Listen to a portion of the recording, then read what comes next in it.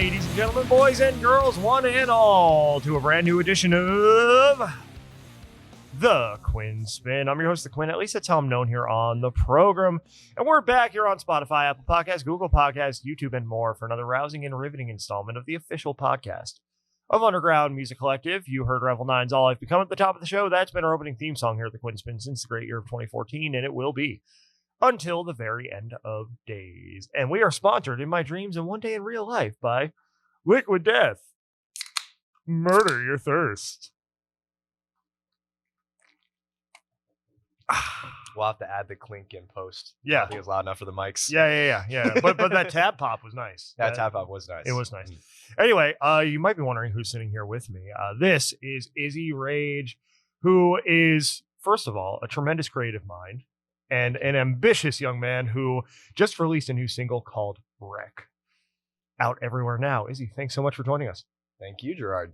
And I'm going to give you the chance to tell us a little more about yourself by answering the three standard questions that every guest of the show gets to answer when they come. Those three questions are, who are you? What are your passions? And why on earth would you want to come on the Quinn Spinn? My name is Izzy Rage. I'm an artist, producer, mix engineer, all-around creative from Murfreesboro, now living in Nashville. My passions are making music, clearly, doing anything creative, really, and anime. I'm a big anime guy. Yeah. And as far as why I would come on to your show, me and Gerard, we're homies here at home at Center 615. We've got a pretty close knit.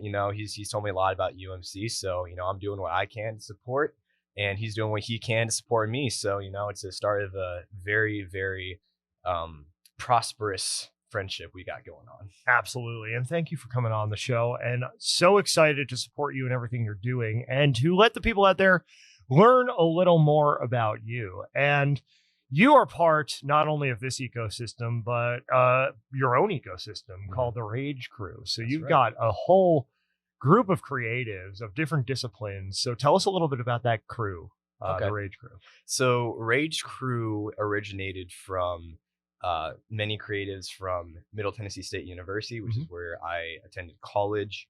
And we started going to events together. It started at the Cypher Sundays, which was put on by Ether Nashville, Joe Boz from Ether Nashville. And we started competing there. These were my friends who were in, my audio production classes with me and related people. And right now that crew consists of Suki May, who's a very talented artist who I believe you've interviewed before. Yeah.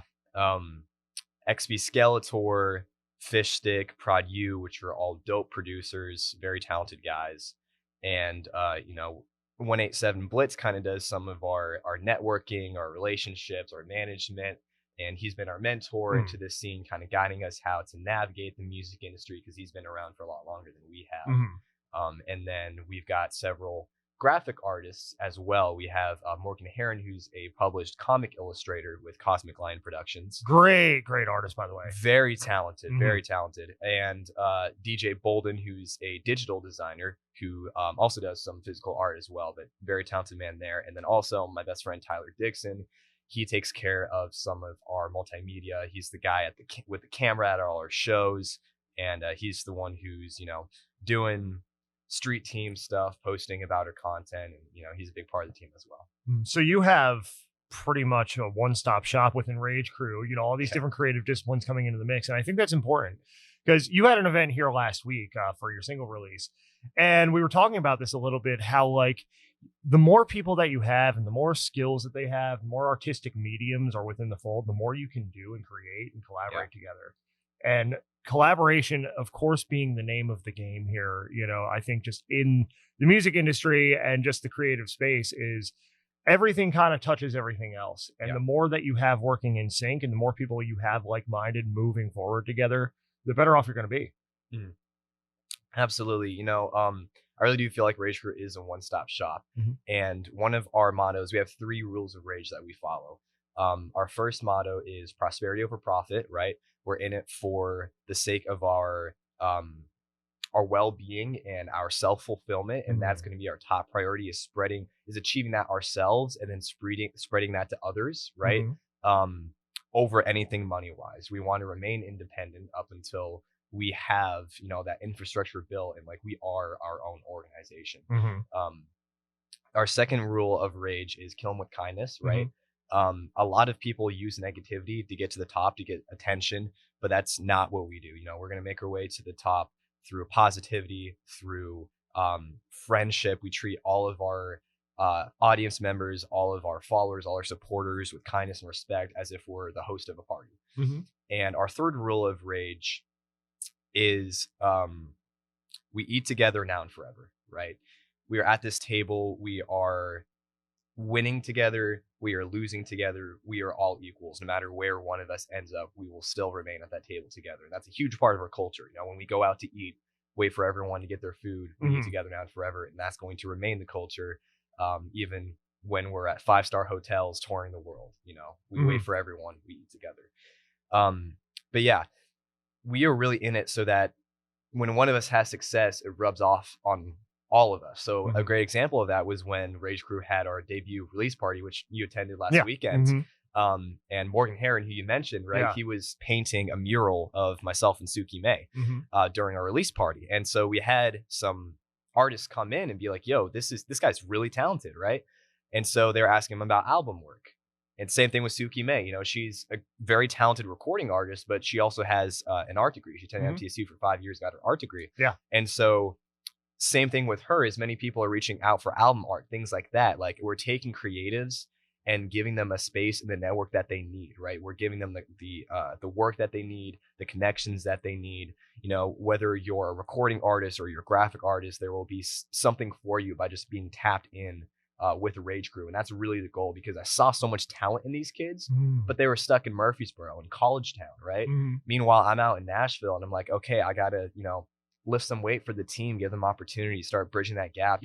Let's actually make a career out of our passions. A lot of people are so scared about that. They think it's so unachievable, especially when you're this young and you're living in this country and in this world. It's like, can I really achieve what I want, is a question that runs through a lot of people's brains today. And I think anything is achievable if you really put your mind to it, if you're persistent about it. As long as you follow your passion, as cliche as that is, as long as you follow through and you overcome adversity, you ask yourself questions like, where am I going wrong? How can I do better? What's working? What's not working? Eventually you will be in the place you want to be in. Yeah. And you have to continue finding ways forward, even when it gets tough, even when life comes and slaps you across the face, because it will. That is an undeniable part of the journey, is like, life is still going to happen. It's still going to show up, and you're still going to have to address, the challenges that arise, not just in business, but in life. And a lot of times those two things will intertwine with each other one way or another. How are you going to persevere through that? How are you going to build resilience, and how are you going to intentionally continue challenging yourself so that resilience muscle is already built when you do face that adversity?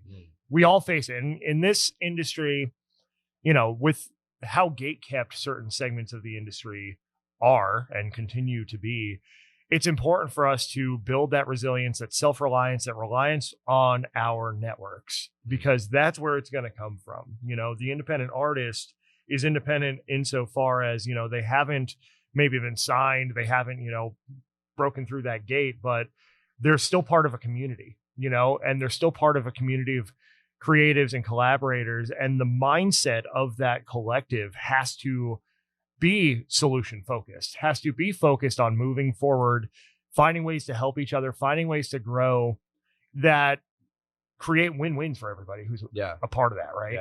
Because if you don't have that, if you haven't found your community yet, or maybe you have a community, but that, you're kind of all scattered all over the place and you're not really moving in that same direction, then you're only going to get as far as, the person who's lagging behind. Like, you're only going to get as far as the person who maybe is putting negativity into the ecosystem, putting their drama into the ecosystem. And, if they're out for themselves, as far as like, how can I help everybody around me win? That's going to show up. You've got to have that strong, I love what you said about we eat together now and forever, because there's this bond, there's this sense of loyalty, and there's this sense of like, okay, it's bigger than me. It's not it's not just being out for the individual. It's trying to show up as the best individual you can, so you may have a positive impact, not only on that collective, but the people that it touches. Absolutely. And many people get into the creative world and in music specifically for very selfish reasons. Something a friend of mine told me, I believe this was Wolf, Andre Wolf. He said, he pointed at me when he said this, and he was like, there's an important distinction to make here is, he told me, Izzy, you do music because it's who you are, not what you do. And the more I thought of it, I was like, man, there are a lot of people out here who are doing it because it's, what they do. A means to get to an end. A means to get to an end. It's not their passion. It's not like with me, it's like I do this because it's the only thing I feel like I can do. I mean, there's no other option for me. I don't feel like I fit in any other part of the world. Sometimes I don't even feel like I fit in here, but that's why I'm carving my own lane. That's what inspires me to make my own path. It's like, okay, if I don't belong in this world, then I'm going to make my own world, and I'm going to invite people who need that space, right? And that's really what Rage Crew is about. And what you mentioned earlier about, I believe it was you're talking along the lines of you need something greater than yourself, right?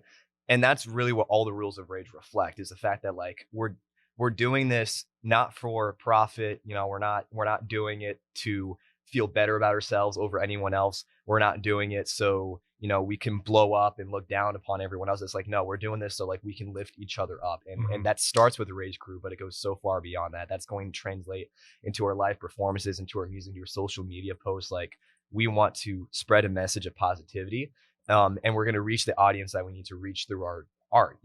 We're not like, happy-go-lucky, like really bright side. I mean, you've heard my music. You've heard Suki Mason. Yeah. It's not happy stuff. It's very dark stuff sometimes. And we've only released one song each, but like you can already tell we talk about some pretty distressing themes in our music.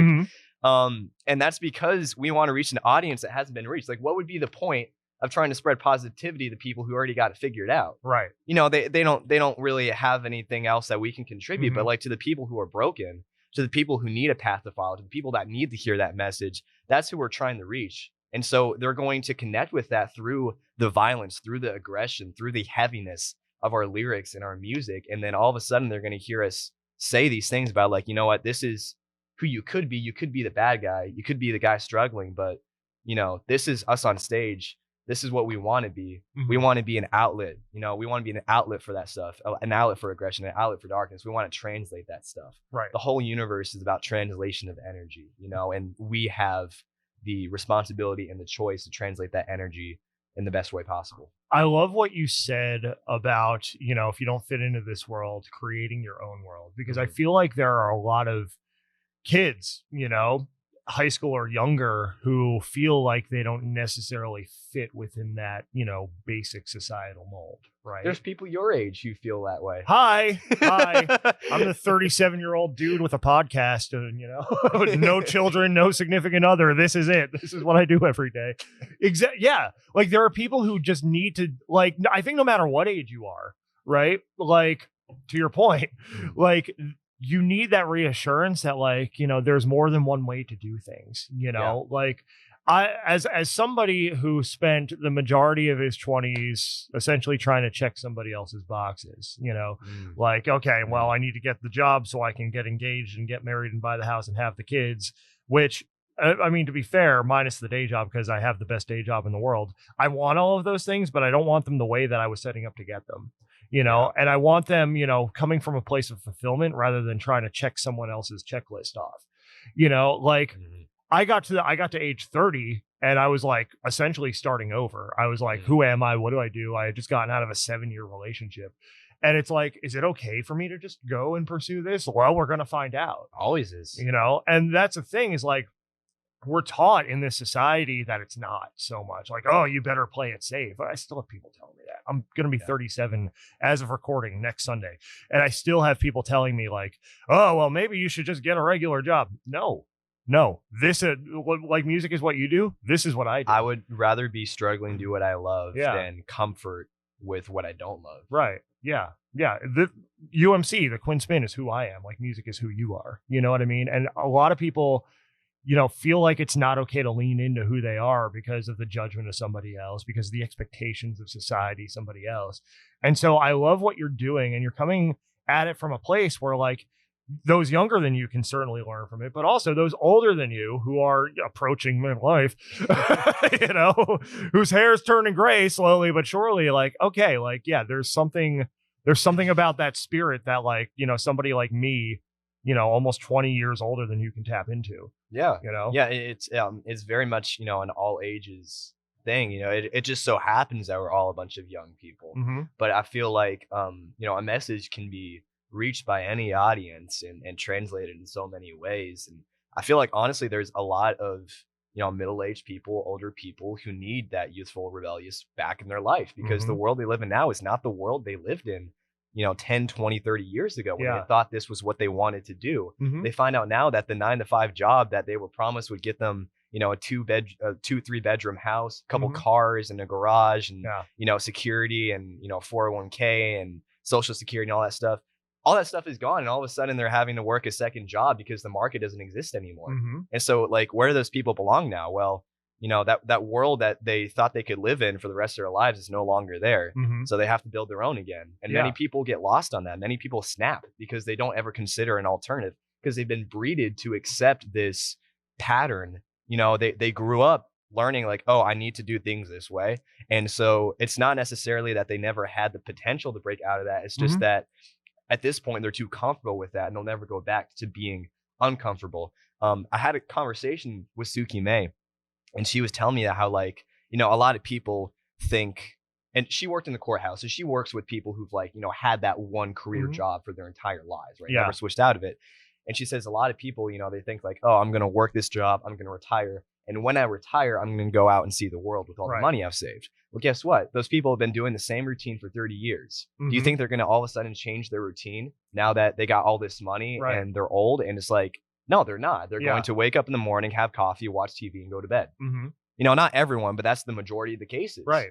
And I think that's honestly a warning that a lot of people should rightfully be afraid of, is if you accept the routine, if you accept the ordinary, if you accept what's comfortable, you're going to remain in that position for the rest of your life until you change something. The world is not going to change for you. Right. You have to change. Yeah. And I think there's a mindset that, is kind of insidious out there, where a lot of people feel like their best days are behind them. Their best days are back there. Why do you think, for my generation, why do you think emo nights are so popular? All the music we listened to 15, 20 years ago. Why do you think all these 90s and early 2000s revivals are, happening in entertainment?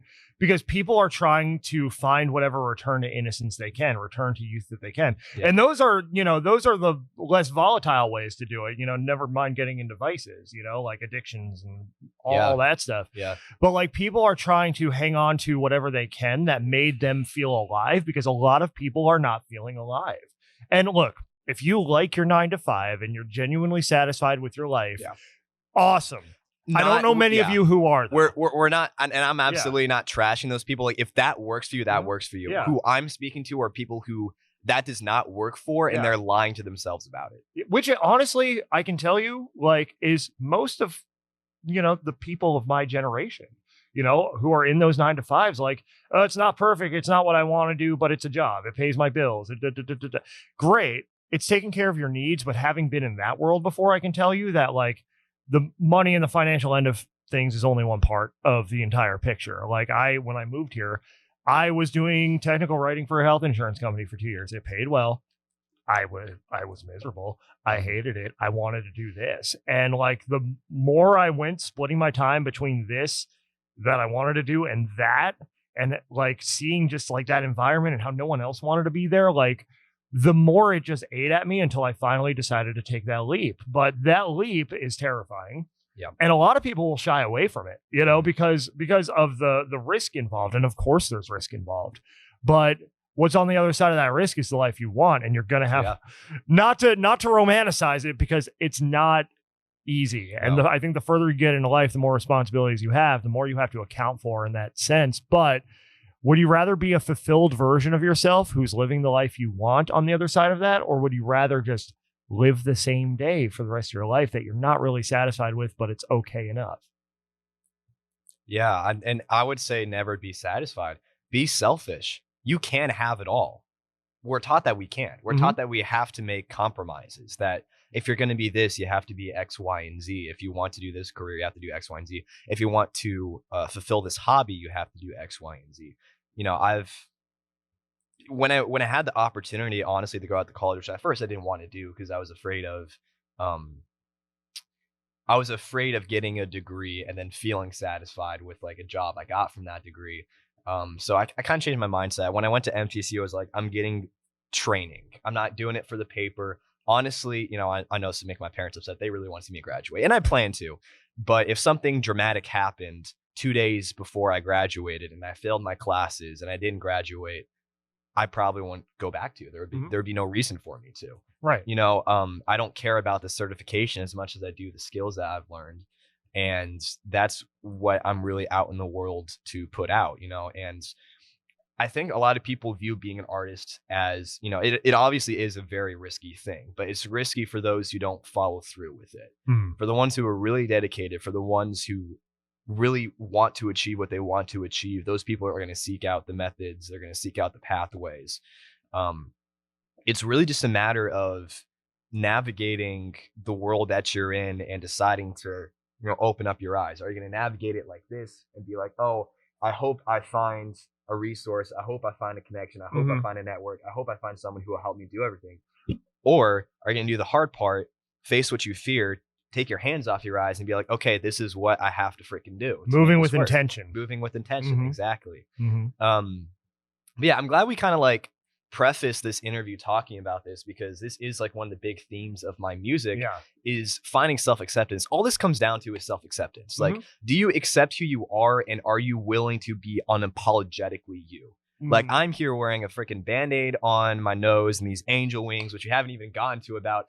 People are probably watching this and wondering, why the hell am I wearing angel wings? You know, I'm sure we'll touch on that in a sec. But, you know, I'm unapologetically me. I don't care what people think. I go out in public looking like this sometimes. You know, I go on campus and it's like, there came a point really where I decided, like, listen, it's easier to be myself than it is to mask who I am. It's easier to just be who I am and accept the negativity and accept the positivity from that than to try to appease everyone. That's much more hard. That's much more stressful. So if you're in that position, if you feel like something is wrong, you need to make a change. If you feel like everything is right, you probably still need to make a change because something is wrong. But if you feel like things are wrong, then you definitely need to make a change. Look at yourself, look at your situation, and find what is it about you that you're not accepting. You know, for me, it was really my hyperactive brain. I was like, I felt like I needed to force myself to slow down. I needed to change who I was. And then once I decided, like, listen, I just think fast. I talk fast. I make things fast. I'm impulsive and I make some really bad decisions sometimes. But you know, I try to mitigate that. But at the same time, I embrace that for who I am. And there's good and bad things from that. Yes. You know, you got to look at it from both sides of the coin. Like, yes, I have a hyperactive brain that makes me do impulsive things. Sometimes it gets me in trouble with other people. Sometimes I can come off as selfish. Other times I can make some really incredible art. Other times I can make risky decisions that pay off in the long term. Other times I may neglect myself for the short term to reward myself in the long term.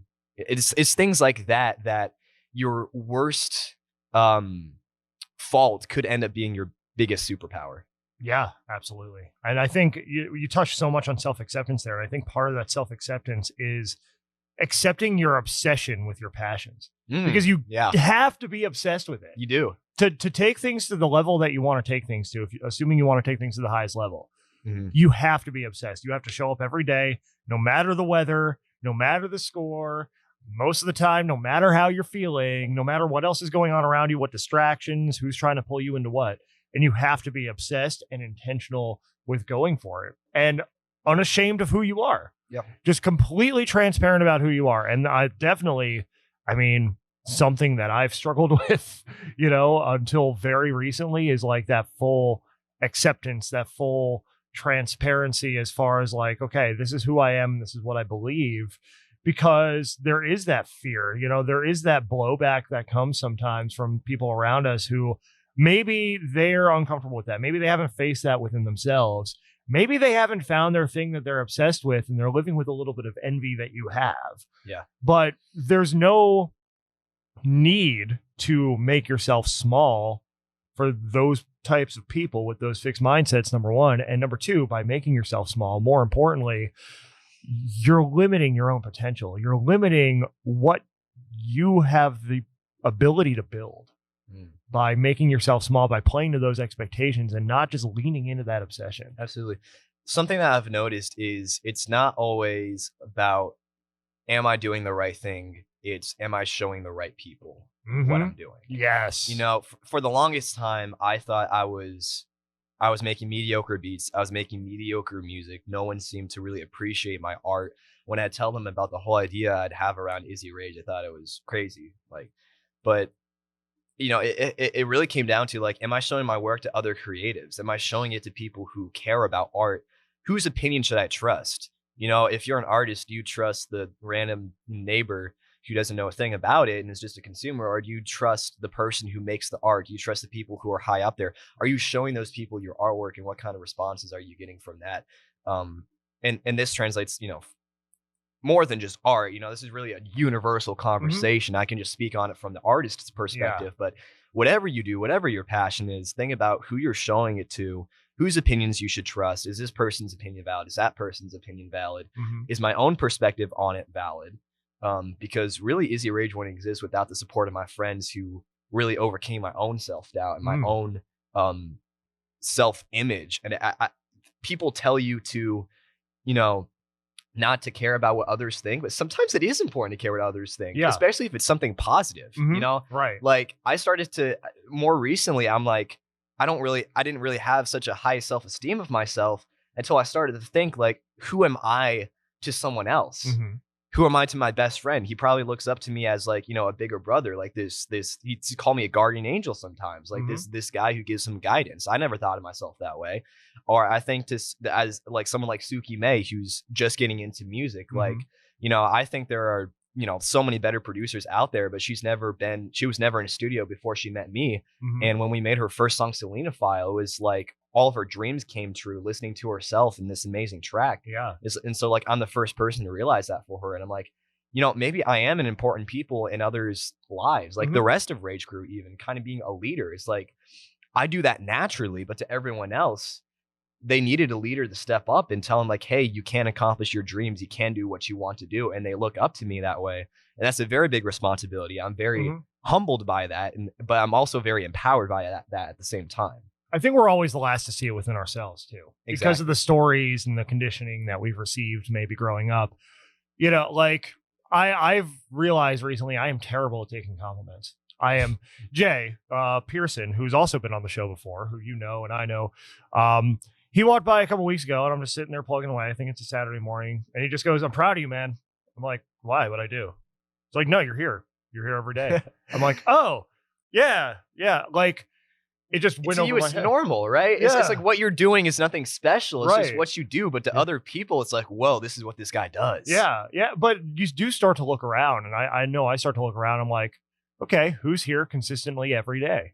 Right. You know, it's me and a handful of other people who are really putting that work in, who are really, like, essentially becoming the core of what home is at this point, right? And we're all starting to come into each other's orbit more and more and more as we collaborate more and we develop ideas, you know, and start to take action upon those ideas. It becomes much more of a team effort. You know, the more you're around those right type of people, those other creatives, the people who have solutions for you, the people who have ideas to help you feed your vision or enhance your vision, instead of just the random person you're going to ask for their feedback. And they're going to be like, "Oh, that's cool." You know, like there are people in my life who I love dearly who, like, I'm not really going to ask them a creative question. You know what I mean? Because it's just like the feedback I'm going to get is, "Oh, that's good." You know, or, "Oh, yeah, nice, bro. Nice." And I'm just like, give me something. But I've learned to not, like, I've learned that, you know, I can lean on them for other things, maybe more personal things. But when it comes to building this thing, like, it takes a certain type of being in it and a certain type of mindset to really pick up what we're putting down, you know? So those are and you've got to, again, it all comes down to community, right? The community that you're building is ultimately going to define how far each member of it goes, right? Because the feedback you're getting, the solutions you're getting, the ideas, and the way you're able to mix those into the pot and then build from those is ultimately going to determine the impact that you have, the reach that you have, what you're really able to do with the sum of your creative parts. Absolutely. So why are you? Oh, go ahead. I'm sorry. Well, I was just going to say, we just got into a very deep philosophical conversation there. You brought me on here for music. So you want to talk about music? I want to ask you, why are you wearing those angel wings? Why am I wearing the angel wings? Okay. This is It could be a long story, but I'll try to sum it up the best I can. So angels have always been a big symbol in my life. I grew up Catholic, still would consider myself Catholic. And I've always had that symbolism around me. Mm-hmm. To me, angels represent perfection. They're from heaven and therefore are perfect, right? Mm-hmm. We can't have perfection on earth. We have a concept of perfection, but it doesn't come from here. Right. Right. We're flawed. Earth is flawed. And so if you see an angel on earth, that means it's not perfect. I've always felt a pressure to be perfect from the moment I was, growing up, born. Said that really weird, but growing up, I always felt like this. I needed to achieve perfection. A little bit of that came from the church. A little bit of that came from the fact that my dad and mom accelerated me academically. I was always the youngest in my class. I was typically the smartest in my class, and I typically did not care. You know why? Because I didn't want to be doing any of that stuff. I didn't want to work a job. When I was 5 years old, I said I want to be a performer. And that kind of translated into different things over time. Sometimes it was an artist, sometimes it was a writer, sometimes it was an actor, but it was always I wanted to be on stage performing. And I didn't feel like the education system I was in cared about me at all. Even though I was getting straight A's on everything, even though I was the top of my class, I was a really smart kid, I did not care. I could have been the dumbest kid in the class and would have felt the same exact way about myself. But I did that because I feared the consequences. I feared the consequences at home first, right? Yeah. And second, I fear the consequences in society. I was like, what if I don't get straight A's? Am I ever going to be able to get a job? Right. And part of me was like, I don't care if I don't get a job. That's not what I want. Right.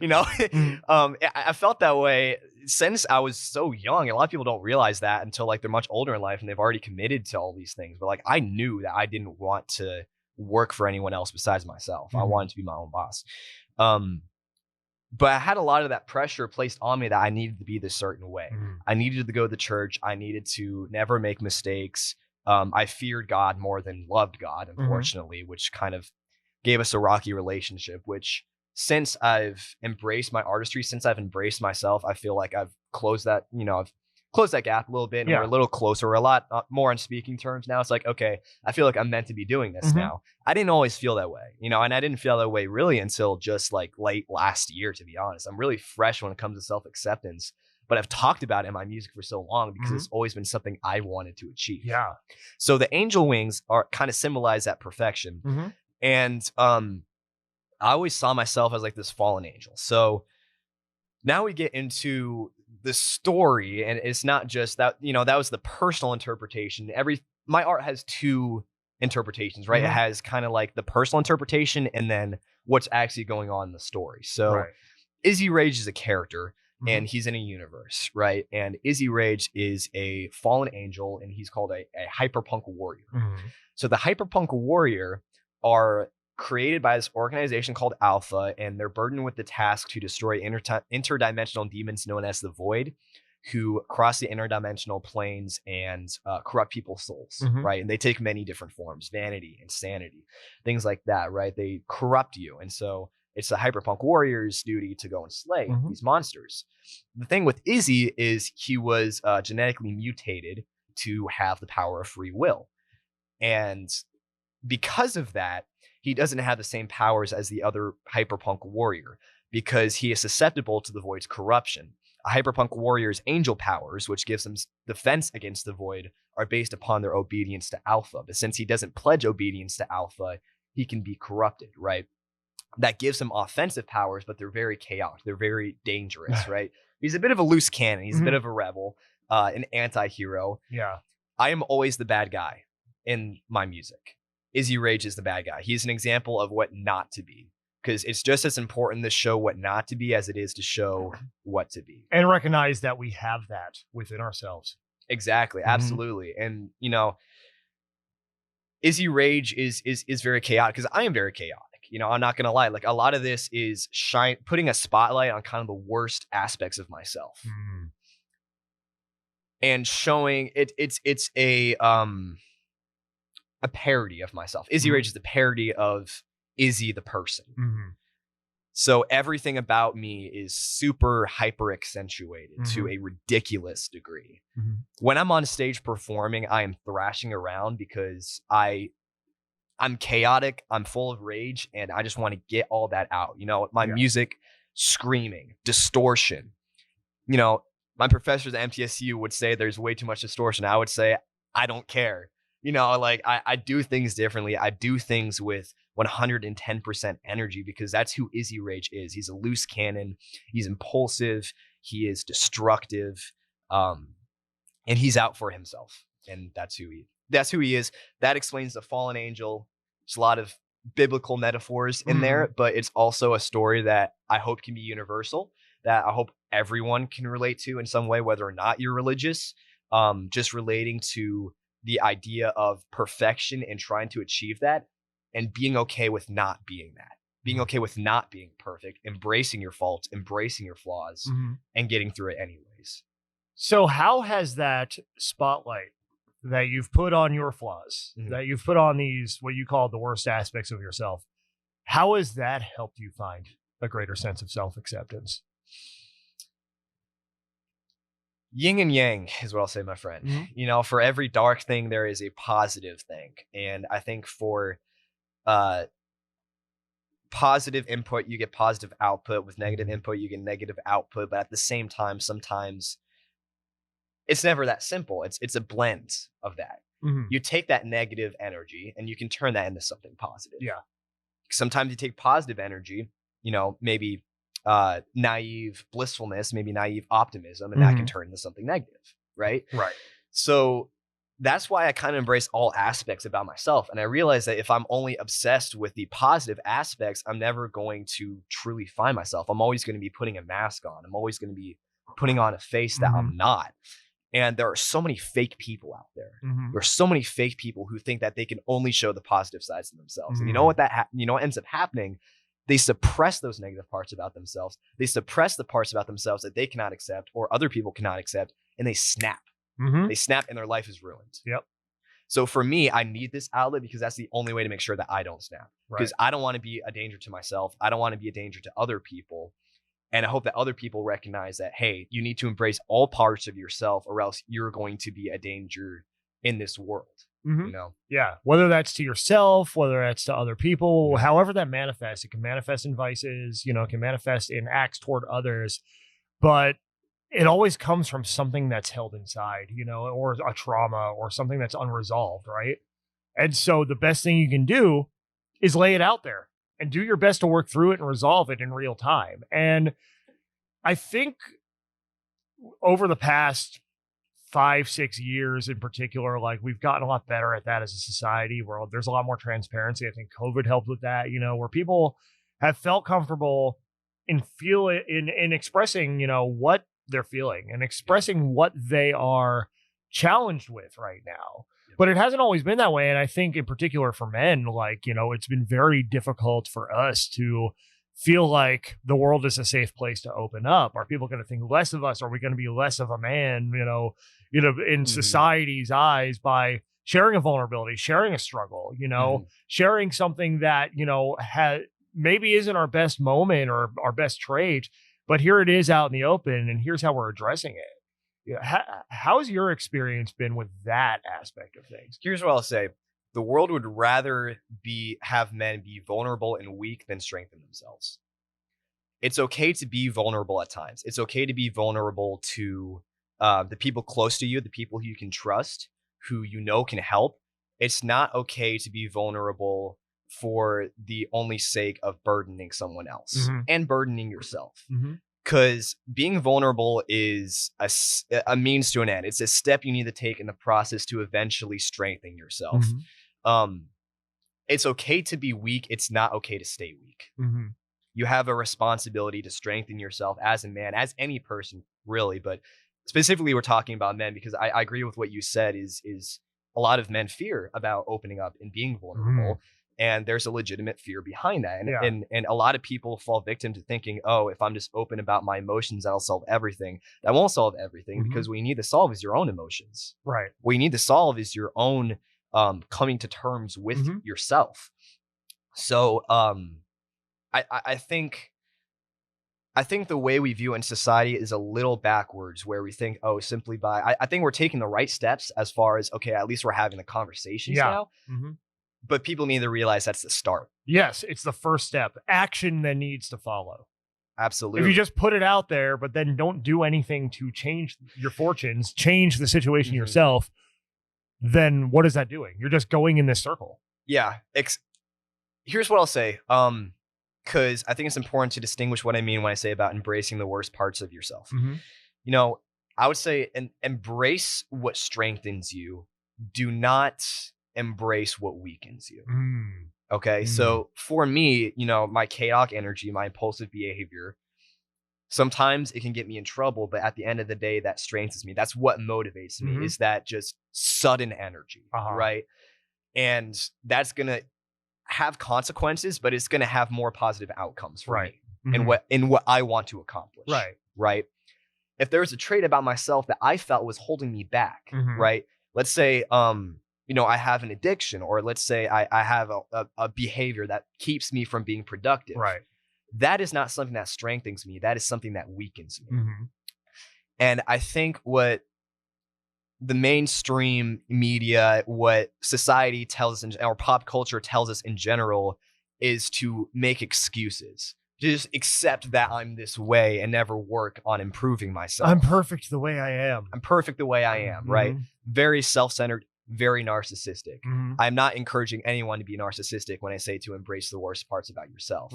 I am saying to accept those and use those to become a more powerful person, to become a more productive person, and also a better person, not just for yourself, but also for other people. Yeah. But it does. It takes recognizing those parts. You Absolutely. know? And then from there, it's all a choice. You know, you have the choice to change whatever you want to change on any given day. Like, you don't need to lead up to it. You don't need to I'm waiting until this happens. I'm waiting until that happens. Like, take a step. You know, like, there's no such thing as ready in a lot of ways. Like, you have to take a step to start to get on the path to who you want to be. And that means taking actions, and a lot of times different actions. If you're not happy with where you are, think about what the actions are that led you there, and stop doing those things and start doing things that will bring you closer to that person, to that life, to the relationships you want, the business you want, whatever you want. You have to take the actions of a person who is moving toward those things in order to get closer to them. Yeah, I think people misunderstand what really wanting it means, what truly believing in yourself means. You know, believing in yourself does not mean believing that good things are just going to happen to you. It's believing that you're going to make those good things happen. Yes. And each of us has the power. Absolutely. So let's talk about the music. Let's do that. So you just released Wreck. Yeah. On February 23rd. So brand new, out in the world, first single. And so tell us a little bit about it, inspiration-wise, sonically. What can we expect? Sonically, absolute chaos. Lyrically, my worst intrusive thoughts put into music. And as far as the feelings you're going to get from it, an anxiety attack, panic attack. That's really what my music is about. You know, it's absolute chaos. And that's what I say when I'm like, I'm really putting a spotlight on all my worst behaviors. Because sometimes you just, I'm gonna hesitate to say you. I'm gonna hesitate to say you. I am a very, very erratic person. And I've been through a lot of experiences in life that have made me this way. But sometimes I just feel like gouging my eyes out. Sometimes I just feel like clawing my face off. And it doesn't mean that I'm going to actually do that. That doesn't necessarily mean that I self-harm. It's just I melt down sometimes. Right. You get frustrated with yourself. So I put that in my music. Because that is the outlet to make sure that I don't do anything dangerous. Is I need to fantasize about being in violent situations, not because I want to be in those situations. Those are the intrusive thoughts that are in my head all the time. I need to get them out there. I say that my music is your worst intrusive thoughts in a track. You know, it's what you don't want to think about. And I'm saying, screw that. I'm gonna put it right out in front of you, because if you don't want to think about it in your head, it has to be out there somewhere, right? If you don't want that to exist in your head, if you don't want that to culminate until you snap, like we mentioned before, you have to put that out in an outlet. And so Rec was kind of the first track I made with that intention. Mm. I listened to this collective called Gorset, which is currently one of my biggest inspirations.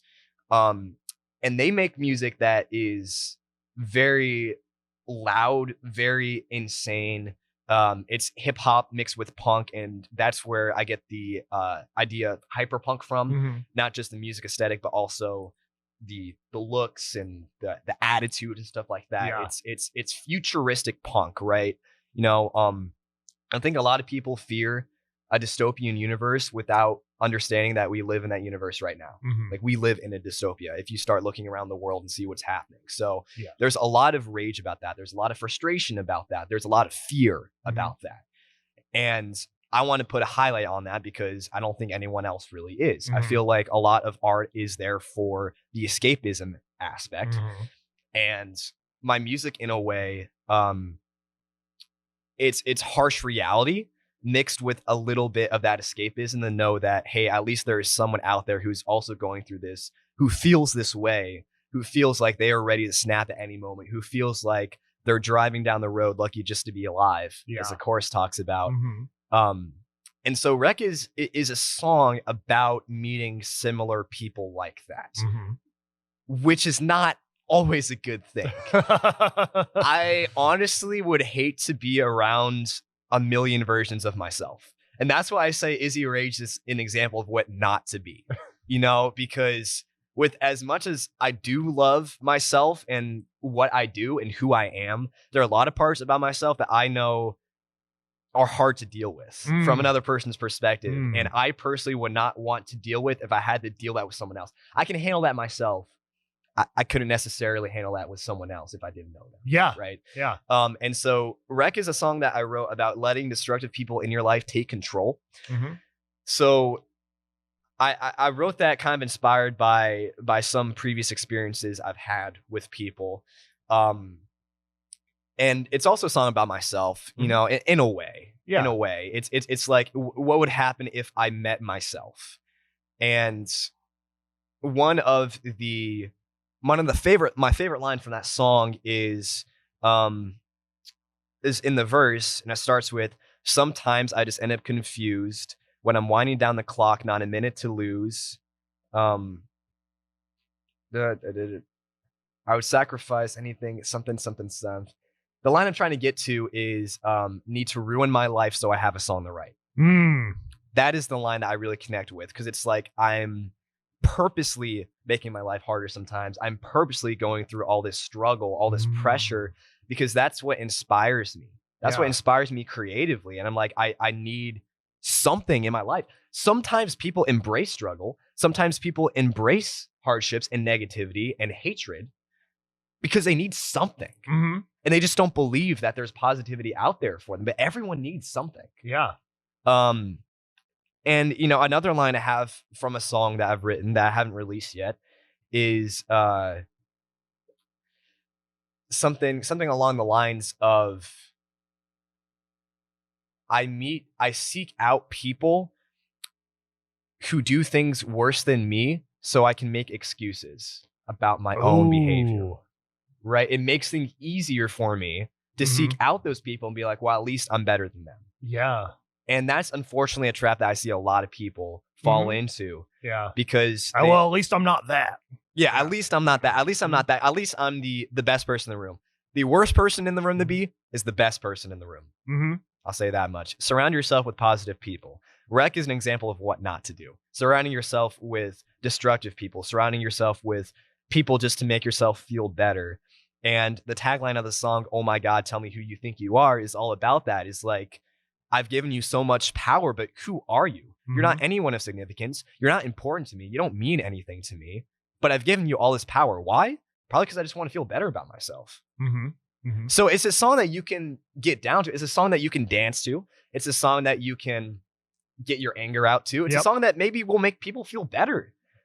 But if you look into it, you can get so many meanings from it. And, you know, this is just my own interpretation, but like, you know, art is interpreted in as many ways as there are people on the earth. So whatever you get from that song, I just want it to be something that answers a question.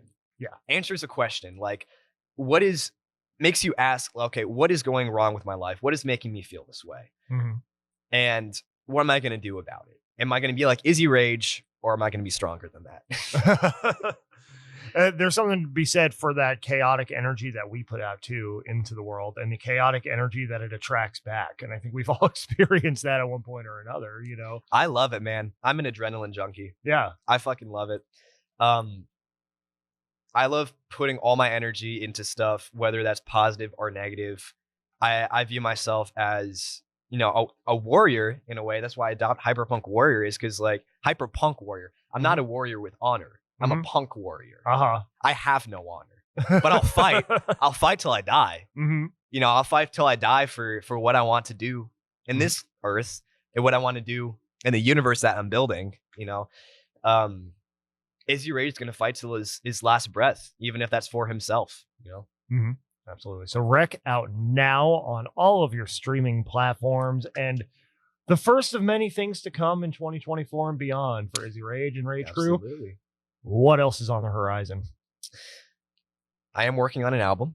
Rec is the third track to my debut album, which I suppose now would be an interesting time to announce it. Yeah, let's do it. Quinn Spinn exclusive. My first album is going to be called Adventures in Dimension Love. Dimension Love is the setting where the first album takes place. The album is about the path to self-acceptance, the journey that comes with it, the struggles that come with it. It's got a lot of different flavors to it. And over the course of the next few months, I'll be releasing some tracks off the album in addition to some singles. I'm working with a lot of other artists here on some collaboration projects.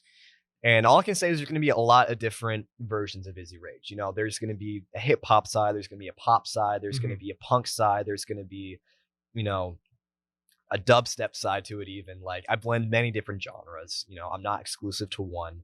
I don't make any sort of music. I make the Izzy Rage music. And there's a lot of exciting stuff coming up, man. A lot of cool visual content I'm working on as well. I'm working with some other members here at home, specifically Emery James. Me and him are locked in on making some content together. I'm working with some really talented videographers who are a part of Rage Crew. One such person who I didn't mention earlier in the podcast was Weaver. He's a very talented artist, and he helped me shoot the cover to Adventures in Dimension Love, as well as help shoot the music video for Rec, which there will be music video for Rec. The reels and TikToks I've been posting have been snippets of it. So that will come out whenever the demand is there. You know, whenever I feel like there's an audience that's big enough to care about that project is when I'll put it out. But it is a project that I'm very excited about. It's very overstimulating, very colorful, very high energy. It's going to be a lot of really present material, really flashy stuff and overstimulating stuff. One of the messages that I really want to get across with my art is the fact that, remember what I talked about living in a dystopian future right now is, you know, our attention is constantly being bought from us without our consent. Right. And so we treat our devices like they're living objects. And one of the themes in my artwork, specifically in the music video for Rec, is that we need to kill it. So in one of the scenes of Rec, I smash a TV. There's a scene where the TV is bleeding and it looks like it's a living object. And so that's really one of the messages that I want to get across in my art. When I get on stage, I'm seeking this opportunity. I want to be able to destroy things as part of my set. I want to be able to take electronics, put a jackhammer to it, and just go nuts. I want to be putting on concerts that have a narrative to them, that have a theme to them, that are interactive in some way with the audience, that follows the narrative. Like, I have all these ideas in my head, Gerard. Like, Izzy Rage, what you're seeing now has been in my head for 2 years. 2 years it took me to build that infrastructure, to build that art and put it out there. And there's stuff I'm planning out now that's like 4 or 5 years down the road. So all it is a matter of time. It's a matter of work, which I'm absolutely willing to invest in. And it's really just a matter of when. You know, when is this all going to happen? That's the only question I have to ask myself, not whether it is or not. It's when is it going to all happen? Because I've got my future all planned out for me in my head, you know, and anything that you can imagine in your head, you can manifest in the real world. Absolutely. Absolutely.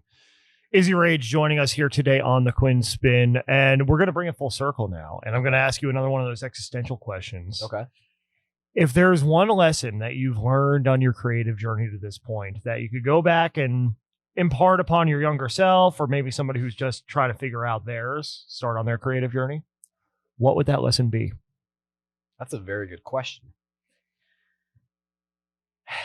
If you feel like you are missing out on something, if you feel like something is off, if you look at someone and think, man, I could do that so much better in such a better way, do it. Fucking do it. Do it. Do it. Like, it took me, bro, if I was being honest with myself, I wanted to be an artist since, like I said, I was born. Mm-hmm. I wish I had embraced that. Because for the longest time, like I was putting out music on SoundCloud before SoundCloud was a thing. I was making YouTube videos before being a YouTuber was a thing. Mm-hmm. And when I was in middle school and high school, I got bullied for that quite a bit. Mm-hmm. I'm not going to lie. It was tough. I was the only creative person because guess what? I was around other smart people. Mm-hmm. And smart people didn't care about the creativity. Yeah. Right. It's hard. It's a rare thing to, it's not a rare thing, but it's a difficult thing to be really smart and really creative, because you kind of question, like, am I putting my brain to use? Am I putting my gifts to use? Right. That's a question that I think every creative has. And that's not even with your smarts. That can be with any aspect about yourself. It's like, there's such a fear over, am I doing the right thing with the natural talents that I have, with the talents that I've built, right? So if you feel like there is something you need to do, then absolutely do it. The second piece of advice I would give myself is, you can learn any skill like training a muscle, right? Anything at all. So I used to be really shy. I used to be really antisocial, really awkward. But by putting myself in social situations, by forcing myself in those situations, I was building that muscle in my brain, just like I was hitting the gym and lifting weights. Yeah. To me, going out to these networking events, going out to these concerts and meeting people. And it's just as simple as saying, hi, I don't think we've met before. What's your name? What you do? Yeah. Follow that format. That will get you through life. If you just ask people those two questions, it's as simple as that. Yeah. And if you let people talk about themselves, they will ask about you. That's the biggest advice I can get to people who may ask, like, how do I get started on the artist thing? How do I get started on creativity? Those steps right there. That's what I would tell myself if I was earlier. I wish I had followed that advice, because then I would be 5 years ahead of myself for sure. Yeah. So, I may be a young guy, but I hope anyone can listen to that and start making a change now, because even as useful as I am, I wish I would have gotten started on this and embraced myself 5 years ago, because I would be way ahead right now. Oh, yeah. You're speaking my language. Yeah. I mean, I started this at 26, and, in a way, I think it's a good thing, because I don't think I was really mature enough to, like, focus on something, building from scratch, and like actually stick with it this long. Now it's been 10 plus years, but like, there have definitely been moments where I've been like, man, if I actually started this like right out of college, because I did college radio and that's how the Quinn Spinn originated, right? Like, if I just kept it going after that, or if I like was more intentional about it in college, right? And like learning what I needed to learn and being who I needed to be at that point, like, this would probably be a lot further along if I, if I didn't let the fear in, if I didn't let, the outside judgment and the expectations kind of rule the day, even while I was building this in the earlier stages, like, imagine where we'd be. But at the same time, I think there's something to be said too for like, you have to learn the lesson. Yeah. And like, there's a reason you weren't there yet, or you weren't ready yet, or you weren't doing those things, because you didn't know how. You're working with the tools you had, and that's all you had, to work with at that point, and you learn from the experience, you learn from trying things that don't work, so you can point your compass toward the things that do. The worst thing that can happen is if your first attempt is a success, because you won't know why. Yeah. You won't ever have that success again. Yeah. And something else I'll say is, no one ever just has it. No one ever just has it. Yeah. Like, the people you look at and you're like, oh, they're just born with the great voice. They're just born with this talent. That's not true. They all build talent, right? So if you think like, oh, I can never sing like Beyonce, I can never dance like Michael Jackson, I can never do that. Those people just worked really, really, really freaking hard. Yeah. So you're not telling yourself, oh, I can't do that because I'm not that person. You're telling yourself, I can't do that because I'm not willing to put the work in. Mm-hmm. That's ultimately what it's all about. You know, I didn't just learn how to sing. I wasn't just born with how to sing. Mm-hmm. I wasn't just born with how to produce. I didn't have that knowledge. You know, I worked my ass off to get to where I'm at. My ass off, bro. And that's really when it started getting right. You can't ask for people to recognize you. You have to just get to a point where people start to do that. You know, and you figure things out about yourself, and you steadily improve. You train those muscles. Like I'm sure over the course of this, you've gotten so much better at interviewing people, so much better at running podcasts, right? Anything you are afraid of learning, just know if you do it enough, if you will become so confident, it'll be like driving a car. You won't even think about it, right? Yeah. You know, and like, you know, when I started singing, I was like, dang, this is like really difficult. When I started producing, I was like, dang, this is really difficult. I have to think about everything I'm doing. Just trust that in the span of like half a year or a year, or whenever you put your 10,000 hours in, as they say, you won't even have to think about what you're doing. So don't think about the process. Think about the end result. Think about, if I put the work in, I will be able to do this without even putting in any effort. Your effort is going to translate into eventually not needing that same amount of effort anymore. At a certain point, once you master that skill. And you're creating from within at that point. You're creating from a more natural, organic, authentic place. And that is going to resonate with your true audience and whoever that resonates with. And when you're creating from within, you're also, what are you not doing? You're not creating for other people in the sense of, I hope this person likes it. I hope that person likes it. You're creating what you want to create. And the people who pick up what you're putting down are going to do that. They might be in your circle already. Most of them won't be. You know, most of them are out there looking for you. Looking for your story, looking for your perspective, because they feel the same way and don't know how to express it, at least not yet. So they're looking for you to give them that lift to be able to express that. You know, and maybe it inspires them to create something of their own. But it all starts with us creating from within and what we feel compelled to share. And from there, that's where the audience over time is attracted to us. Again, not to romanticize it. It takes a lot of work. It takes a lot of trial and error. It takes a lot of figuring out who you are before you can even get to that point. But you can get there. Every single person watching this, listening to this can get there. And I hope people have picked that up from this conversation, because you're somebody who has done that already in such a short period of time, and you continue to do that. So. And the last thing I'll say of significance is have an ambition to have no limitations. I love it. Where can they learn more about you online? You can follow me at Izzy Rage Music on Instagram. You can also view my website, hyperpunkwarrior.com. That's where you can find out more about the story behind Izzy Rage, a little bit of what's to come. You can find my music on all platforms at Izzy Rage. All right, so make sure you check out Izzy Rage, and make sure you continue to follow the Quinn Spinn, 2 N's in Quinn, 2 N's in Spin. Find us on Spotify, Apple Podcasts, Google Podcasts, YouTube, and more. Also on the socials, Instagram and Threads, Quinn Spinn Official, Facebook and TikTok, the Quinn Spinn. We're also on X, but not really. I haven't really been on X in months. Underground Music Collective is our central hub for all things independent creativity, community, and more. UMCNashville.com, of course, is the website. UMC Nashville will also bring you to most of our socials. And at Nash Live shows, we've got some fun things cooking up in the world of Nash Live, including March 23rd, right on this stage here at Helping Our Music Evolve. Alexis Dawn, The Healers, and Arrayus bringing the first live music experience unlike anything you've seen before in Music City. And that's saying something, because a lot of music has happened here. So, Revel 9's all become going to take us out like it brought us in. Grab some muffins on your way out and wash them down with the tall, frosty can of liquid death. Murder your thirst.